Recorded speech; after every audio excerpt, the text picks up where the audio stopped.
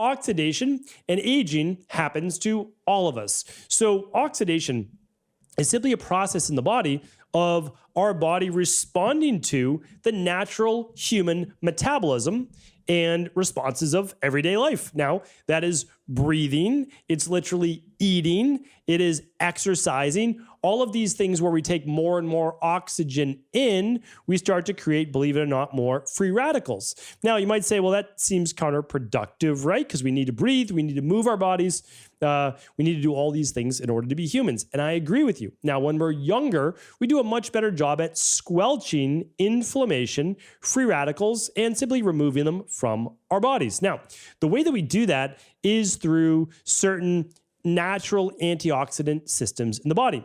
Something called superoxide dismutase. We have things like glutathione. We have essentially antioxidant-based molecules in our body that are formed from certain compounds in the body naturally, and they help to essentially keep us young, keep us growing. And then all of a sudden, we get into our later 20s and we say, oh, the body basically turns a switch. And it says, you are no longer in the anabolic growth-based phase.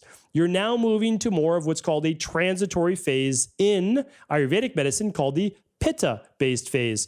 Pitta phase is anywhere from like 30 to 60 years old, could be 25 to 55, within that time range.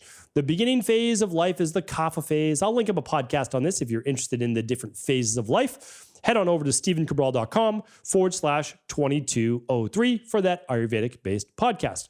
And then as we move on past our 55, 60, 65 age time frame, we move into the Vata-based stage, which is characterized by then rapid aging because of rapid catabolism and oxidation. That means essentially our tissues are breaking down faster essentially than they are rebuilding. And again, this is an oversimplification, but essentially it means that you're losing muscle mass, you're losing bone mass, hormone levels are going down, skin is thinning, collagen levels are depleting. All of these things are happening in the body.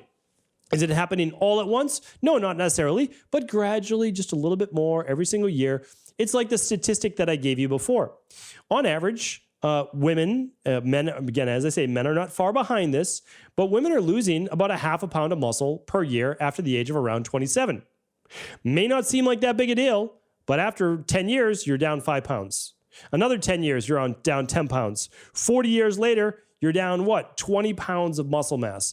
Might not seem like a lot, but it is a massive amount of lowering of your metabolic rate when you lose that much muscle mass. Not only does it affect your metabolism, the amount of calories you can take in, it affects your hormone levels, estrogen, progesterone, testosterone. It affects your blood sugar levels, less muscle mass, less energy, less movement, less need for glucose in general. So it's disastrous. So again, everything is a slippery slope. Aging for right now is inevitable, but maybe people like Dr. David Sinclair will figure out aging once and for all. But for now, aging's inevitable. Here's the good news. We can slow it down.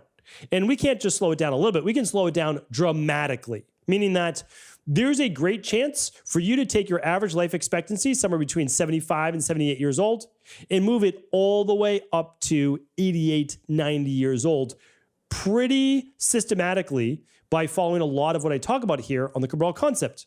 Not getting diabetes, not getting heart disease, not getting high blood pressure, not getting, hopefully, cancer. You do that, you've almost guaranteed yourself an extra 10 years of life. It's that remarkable.